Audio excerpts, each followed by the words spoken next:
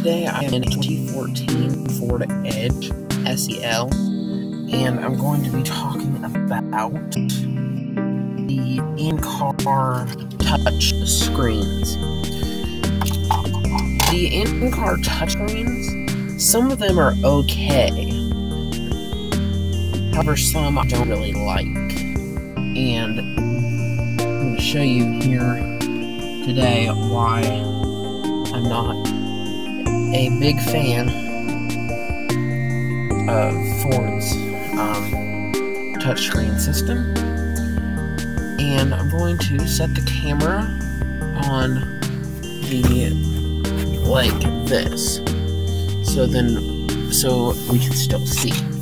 So, you can see it's a fairly simple dash layout with this giant steering wheel, which is nice, which inspires confidence. You can see the screen lights up, indicating it is on. And so in how Ford does their touchscreens is they have it separated into 4 quadrants. There's a quadrant here, here, here, and here. And below the screen are touch sensitive controls.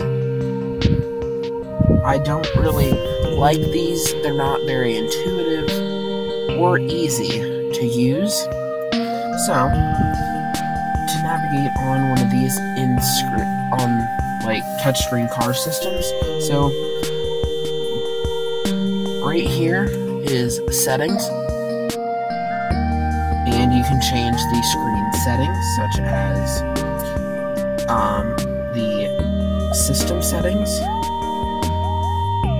You can see how long it takes for these things to, how long it takes some of these things to load.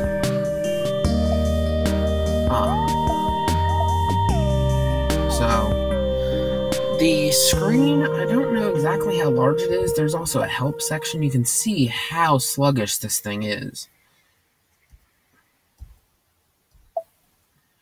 You can see I did multiple taps for it to come up. So, if you ever get lost, there's a home button right next to the settings button. You tap that, and it takes you back to the home screen. If you want information, you hit this green quadrant up here. And you got services, alerts, calendar, apps, and where am I. So right now we're in the calendar. And you can scroll through the months and years. If you go to another month, I just went to November 2017, you can push go to today, and it gets you back there much, much faster. Since the vehicle is not running, I cannot show you the climate controls. But you can, there is some apps on here, such as Vehicle Health Report and 911 Assist. You can click Install Apps and Updates. I'm not going to do that right now, but there's also a Where Am I app, and it tells you the coordinates of where you're at in longitude and latitude. Services talks about the sync services, which is powered by Microsoft. You got these alerts here, and since the vehicle's not running, I don't have any alerts here. So again, just to go through some of these things, you just tap home, which the screen itself it looks really good, but it's just kind of a problem because you can see I'm going to tap settings and watch how long this takes. And I'm just going to go straight into settings and watch this. It takes a lot of steps to get to certain things. But you can choose if you want the screen to beep when you touch. I like to do that because you never know if your finger actually responds on the screen. And another thing I don't like is some of these you can see are knobs, like here and here.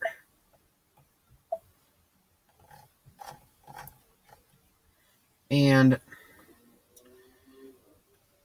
some of these are touch. Like this, the hazard button is a button, but the disc button is touch, and I can never get it to work half the time. So, I'm going to show you the radio section now. I'm going to bring this closer so you can see. So, you can do a direct tune and choose what station you'd like. I will just hit 2 and push enter, and you can see it brings up the station that I wanted. I can push 3, and also that's the fastest way to get to it. So I'm just going to push 2 and then watch how long this takes to change the station.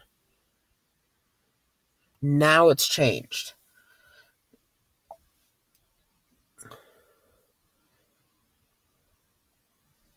Now it's changed back.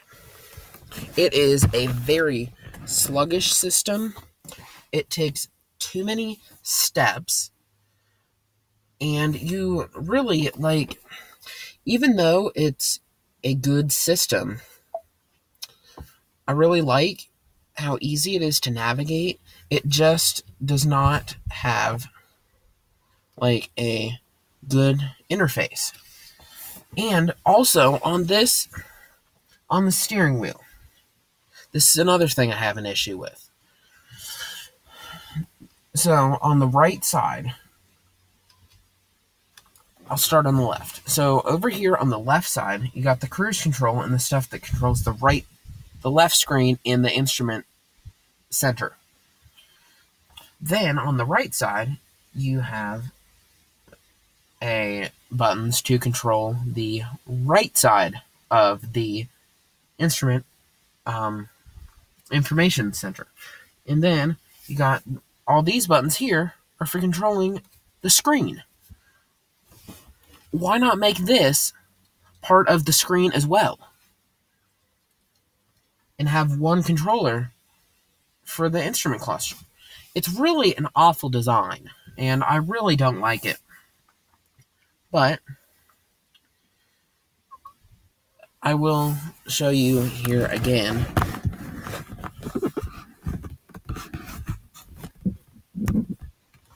I don't know how I had this camera. Shoot. Should have just left it. So you can see that going from step to step, or from section to section, is very difficult, and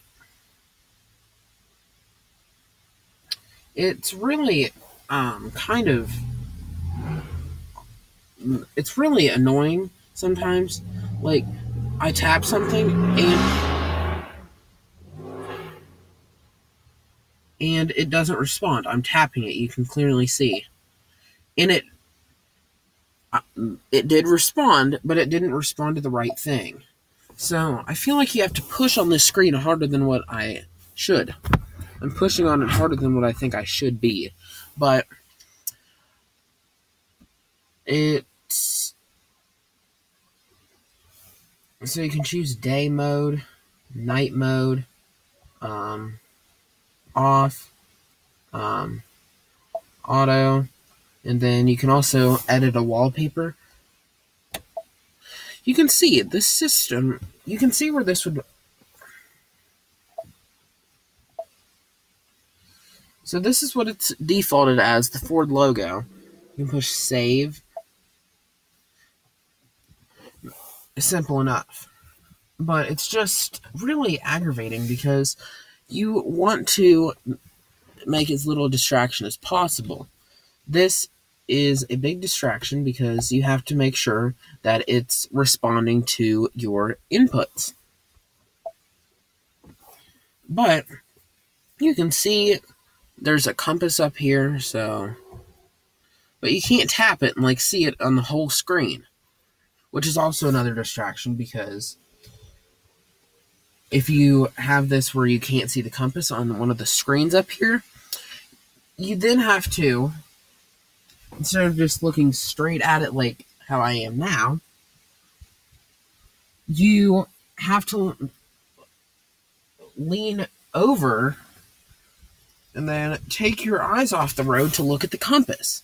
It's a decent system, but it's awful how it's integrated.